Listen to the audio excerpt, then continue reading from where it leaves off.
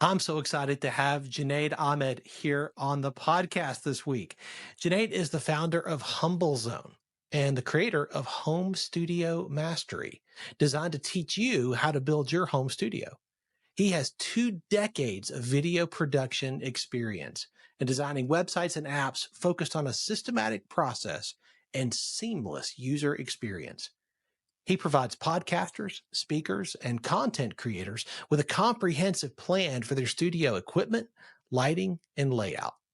He also enables video creators to create effortless content in a comfortable and impressive home studio setting. He's the author of Mastering iPhone Video Production, also of 7 Stages of Home Studio Evolution, and is the host of the Hacks and Hobbies podcast. He speaks frequently at national events such as PodFest, Podcasting Made Simple Live, and multiple virtual summits. Ahmed, I'm so glad you're here. Thanks for being on the show. Absolutely, Dr. Williams. Super excited to be here. You know, we've had several conversations over the years, over the past few months, and I'm super truly honored to be connected with you. And the same for me. Every time we talk, I feel like I walk away with some value that I didn't have before we started. That's just who you are. And I'm so glad you're here. Welcome to Catalytic Leadership, the podcast designed to help leaders intentionally grow and thrive. Here is your host, author, and leadership and executive coach, Dr. William Attaway.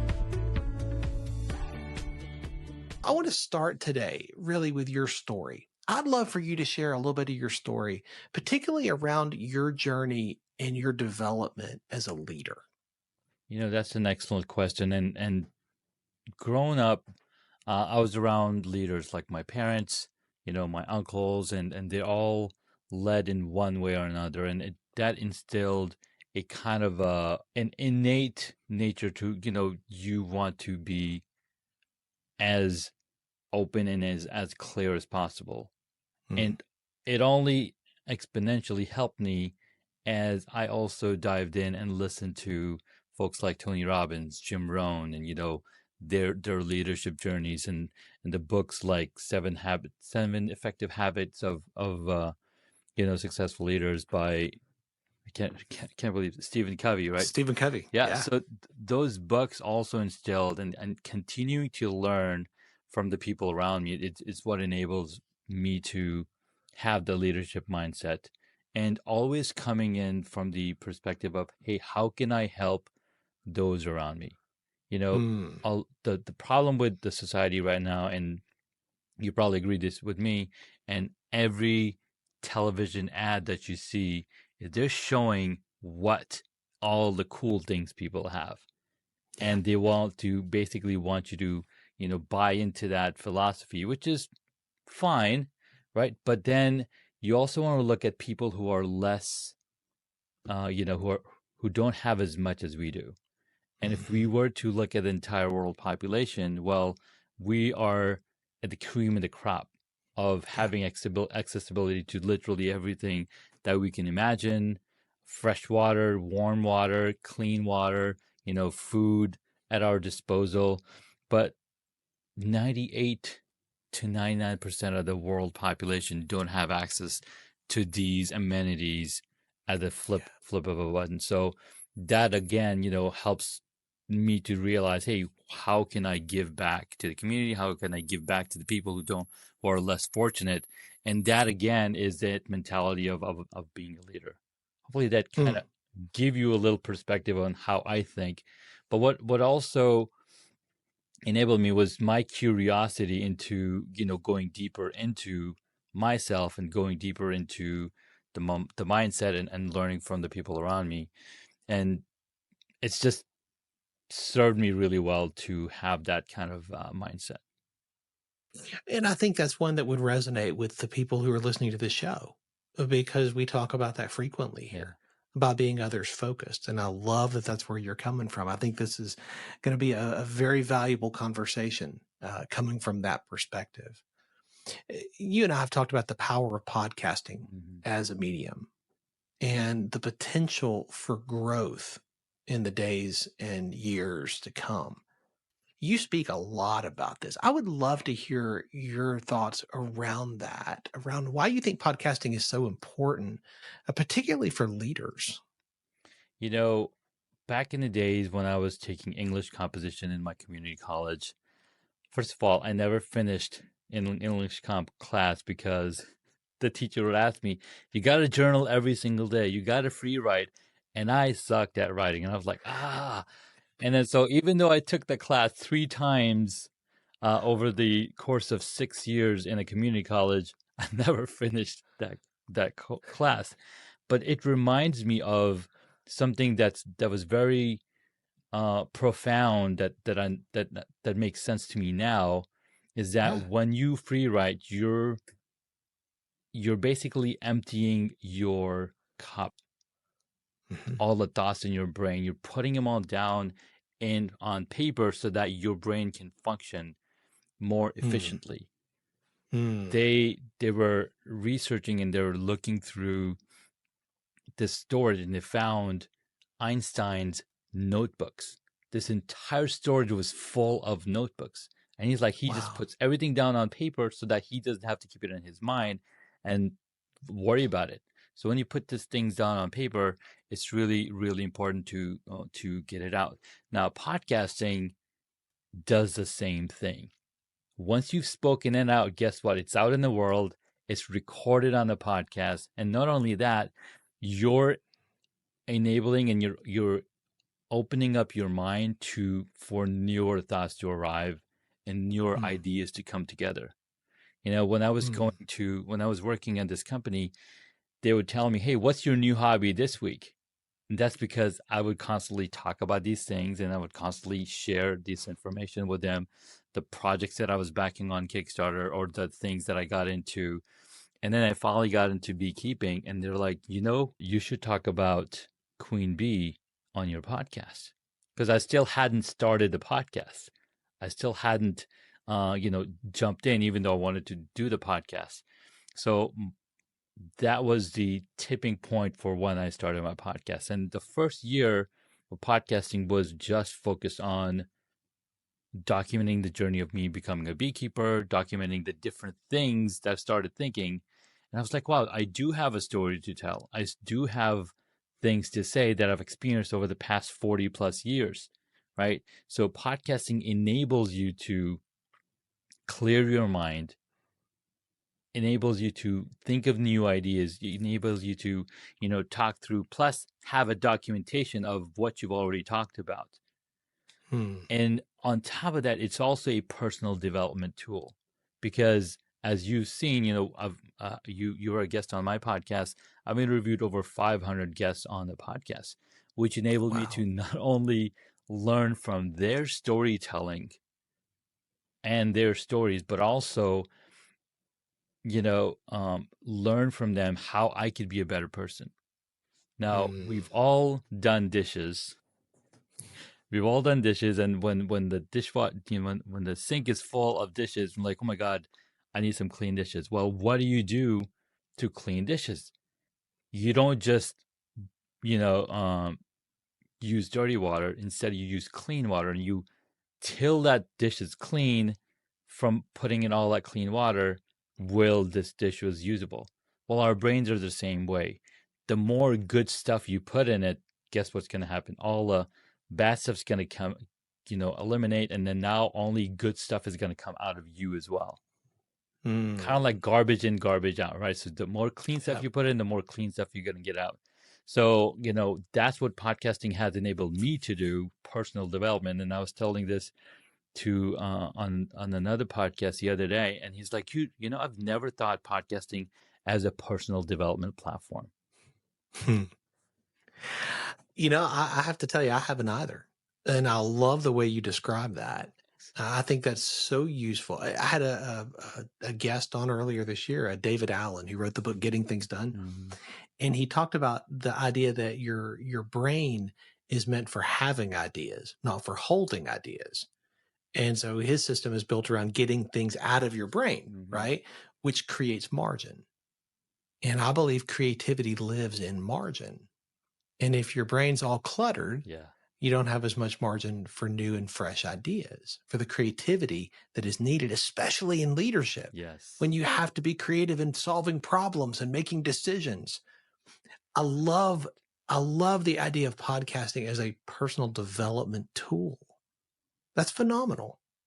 Yeah, because if you see some of the amazing writers of our time, or even bloggers like Seth Godin, he's written over 19 books. He blogs every single day Yes, without a he beat, does. right? So he's emptying his mind. He's creating a ton of margin in his mind for that creativity.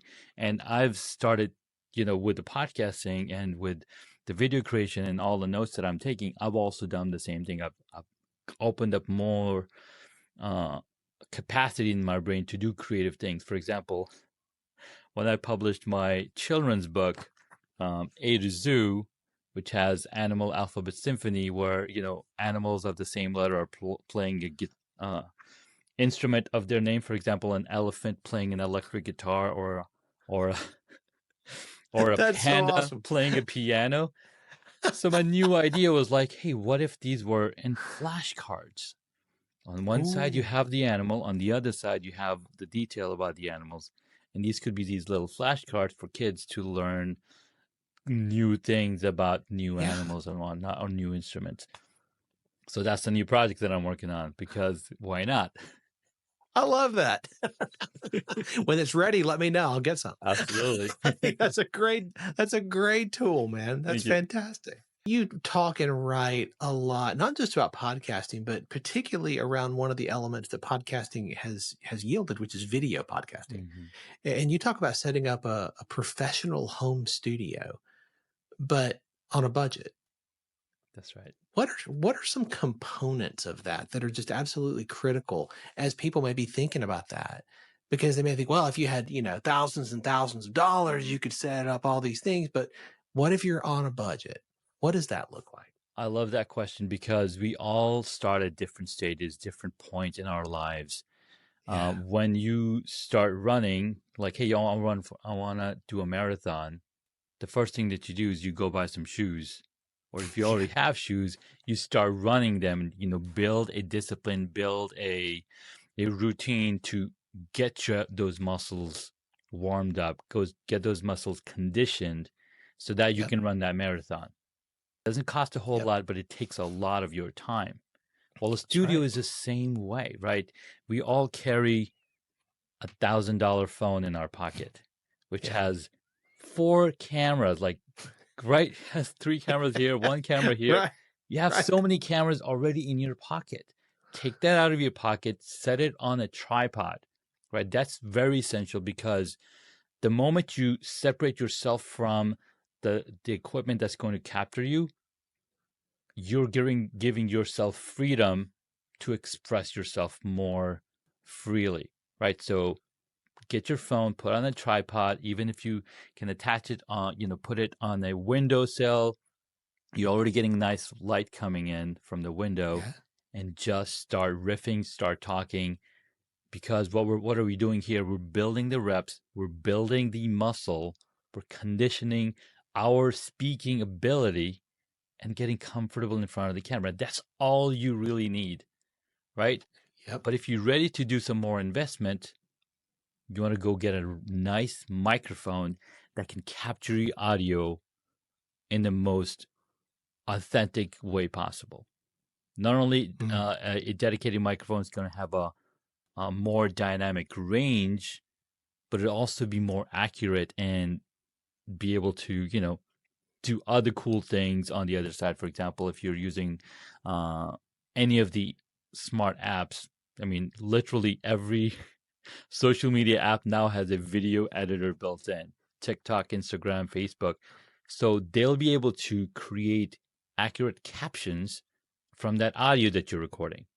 So that's where you start. That's where you get started. And when you're ready to level up, well, the next stage would be a dedicated camera that sits ready to record your content, right? So that's the idea. So the recommendation is, first you start with your camera, get a microphone, then or start with your smartphone.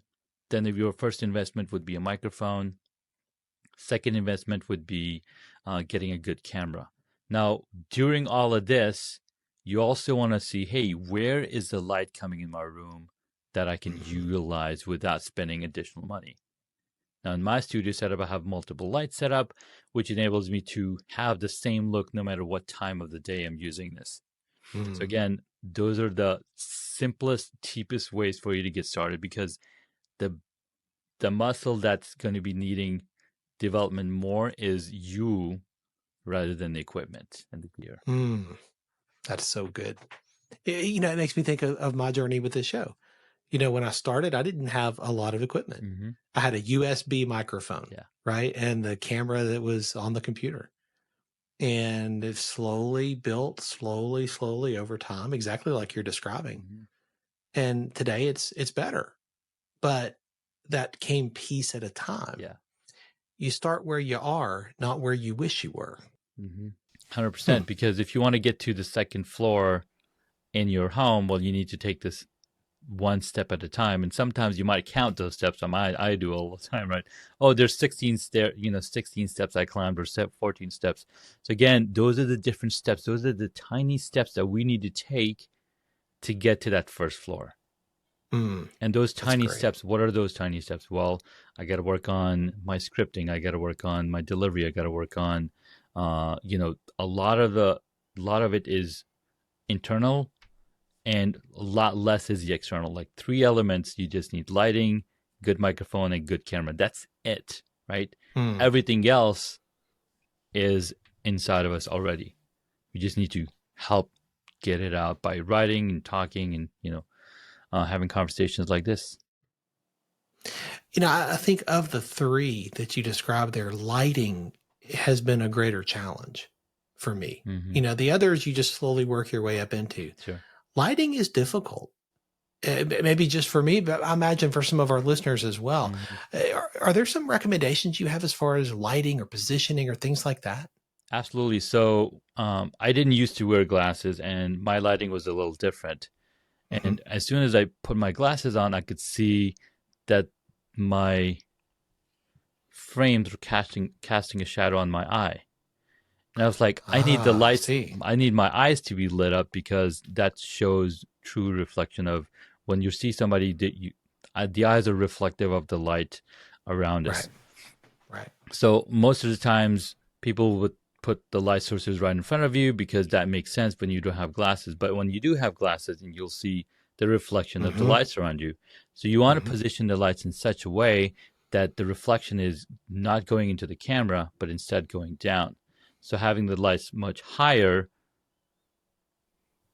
the reflection goes down. So, there's like a 45 to 50 degree reflective rate on where the lights are located.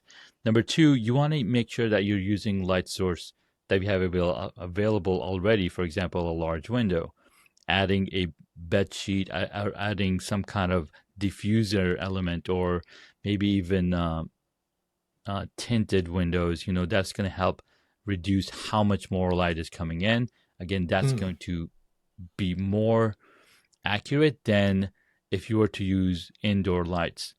Now, a lot of times here in the US, we use soft light in the rest of our homes because it's easier on the eye, but the camera doesn't want that. The camera, casts this yellowish shadow or yellowish tone on you when you use those yellow lights. So you want to use daylight white lights, and you can find them at any of the store. 5600 Kelvin is the temperature that you want to look for. So that's where the lighting is. So good. Again, so practical, and I'm so grateful for that. I think a lot of people struggle with video content creation because they're like, oh, it's not perfect. It's not great. I can't get this right. I can't, they'll do 18, 20 takes trying to get a 30-second or 60-second video. And part of that is the lighting. So this is so helpful in helping people to take a step. And I think it's important to take action and don't let the perfect be the enemy of the done, as has been said by so many people. Yeah. Done is better than perfect. And guess what? The first time you just mentioned 18 to 20 takes for that 30-second video. Yeah. But it's going to be for the first few times, right? Yeah. Right. Once Right. once you've got it down, then you're a one take wonder.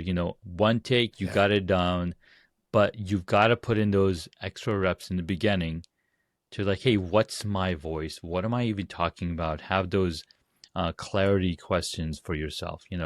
Why am I doing these videos? What is it going to do for Right. others? Am I doing it for fun? Am I doing it for, for business? Am I doing it to help somebody else?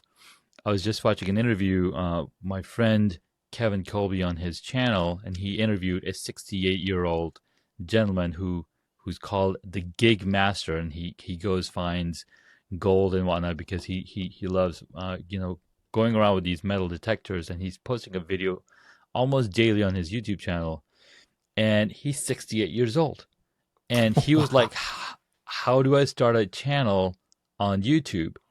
Well, the cool part is we have these amazing technologies in our pockets that can create so much amazing content. Yeah. The key is to just go out and do it, practice, and you're going to get out there so much faster. Like my mom, who's in her 60s, almost 70s as well, she's been teaching on a Zoom class Arabic lessons to her cousins, Wow. right? All on Zoom, all on video. I'm like, So wow, Mom, good. I did not know you would do this. She's like, yeah, well, I have the passion. I love the language, and I want to teach it. So there's 4 or 5 people that will come listen to me, and I get to share. I'm like, wow, that's so cool. That's brilliant. What a great use of technology for the benefit of other people, right? Yes. So you have a book called The 7 Stages of Home Studio Evolution. Yeah. Tell me about that book and why did you decide to put these words on paper? Dr. William, that's a great question. Now, the reason for that book to come out was, number one, just like you asked me the question, hey, what should I start with? What is something that people should start with? How should we get started?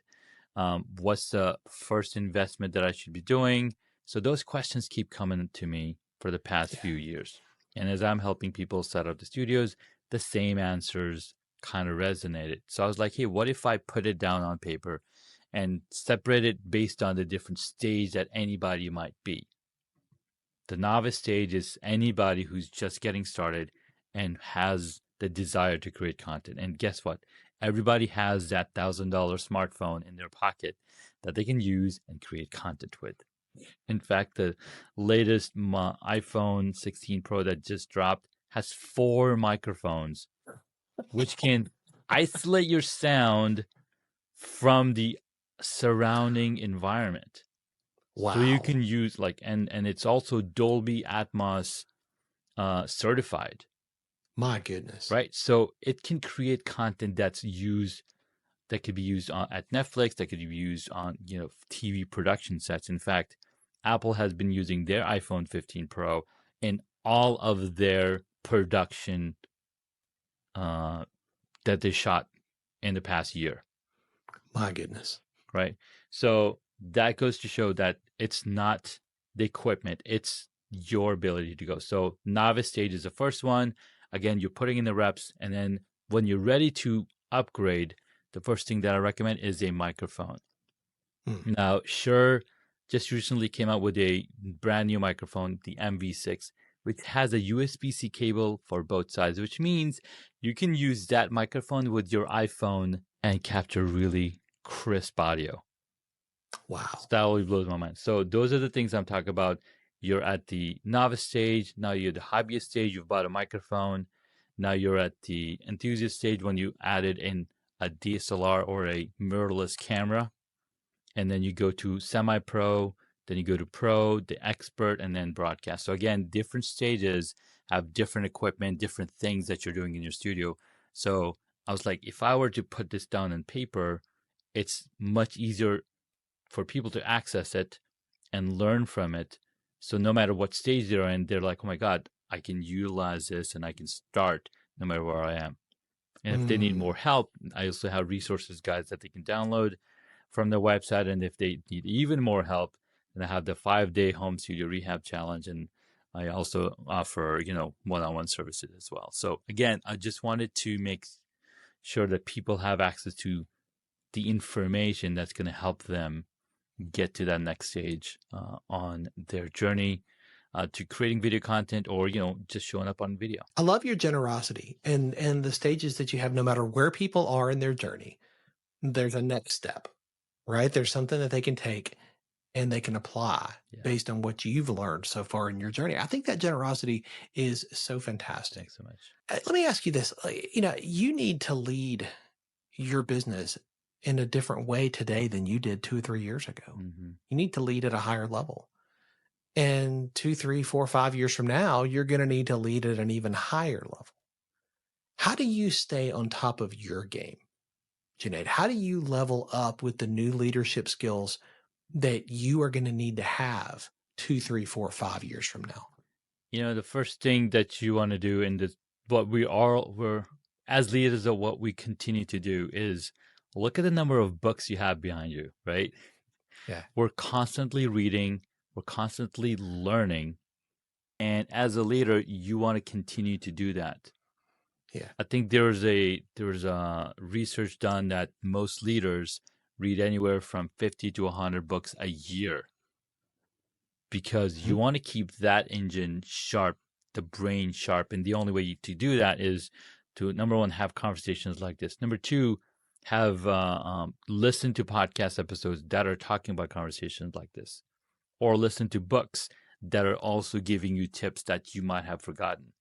Maybe go back to some of the books that you read a few years ago, right? Because that's going to help you see those books in a totally different and new light altogether. So it's kind of amazing what we're able to do as leaders. Now, what's cool is technology is also helping us keep us along. Just recently, OpenAI dropped the O1 preview, the ChatGPT model, which is so much faster, and they've added thought processing in it. So as you ask it a question, it's going to think and say, hey, I'm going to give you an answer in 10 seconds, or I'm going to give you an answer in 11 seconds. So it's thinking through deeply on how to answer that question properly. So again, that gives us more tools for researching. So as somebody who's a leader, you want to continue to sharpen that skill by learning, and that's what I do. So I'm continually reading new material. I'm continually having these conversations 5 to 10 times a week with leaders like yourself, because that's going to help me keep sharp, and that's going to help me keep on edge, and how I can then bring that value back to my community. As you continue to learn and grow and read, is there a book that stands out, one that's made a big difference in your journey that you think, hey, man, if you're listening, you haven't read this, you got to pick it up? One of the most actionable books that enabled me to, number one, get my podcast started was Crushing It by Gary Vee. Now, this was the second book that he had released on the same topic. The first one was Crush It, which was released in 2008, 2009. And as I read the second book, it inspired me to get started and, just start where I am. He's like, just document your journey. Everybody's on a journey of one sort or another. Document that piece, and that's going to help you find your story. There's another book called Story Worthy by Matthew Dix, and he talks about how every single day we have a story that we can capture from our lives, which then makes our storytelling ability much more capable. And a really powerful book that just recently came out by Gary Vee is Day Trading Attention. And this book is very powerful, especially if you're looking to use your content for marketing, your business and whatnot. So it goes really deep into what are some of the things that you should be focusing on and looking at when you're creating content. So good. I mean, as always, I could continue to talk to you for another hour and continue to learn and glean so much. And I'm so grateful that you have been so generous with me and with the listeners of the show in sharing from what you've learned so far. I know people are going to want to stay connected to you and continue to learn from you. What is the best way for them to do that? You can find me in 2 different places, either on any social media platform at Super Junaid, Whichever platform you love the best, just hit me up there. Or if you want to learn more about the book, head on over to homestudiobook.com. And you have a 5-day challenge, right? Absolutely. So there's the 5-day home studio rehab challenge that you can also go take. It is automated. There's content that's pre-recorded, so you can take that challenge, kind of get to know what you need to think about in your space, and then implement it based on those lessons in there. Brilliant. We'll have all those links in the show notes. Thank you so much, Junaid, for being here and for sharing so generously. Absolutely. It's been a pleasure. Thanks for joining me for this episode today. As we wrap up, I'd love for you to do 2 things. First, subscribe to this podcast so you don't miss an episode. And if you find value here, I'd love it if you would rate it and review it. That really does make a difference in helping other people to discover this podcast. Second, if you don't have a copy of my newest book, Catalytic Leadership, I'd love to put a copy in your hands. If you go to catalyticleadershipbook.com, you can get a copy for free. Just pay the shipping so I can get it to you, and we'll get one right out. My goal is to put this into the hands of as many leaders as possible.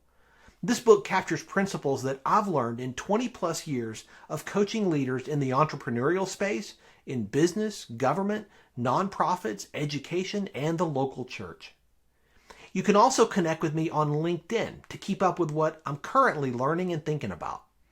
And if you're ready to take a next step with a coach to help you intentionally grow and thrive as a leader, I'd be honored to help you.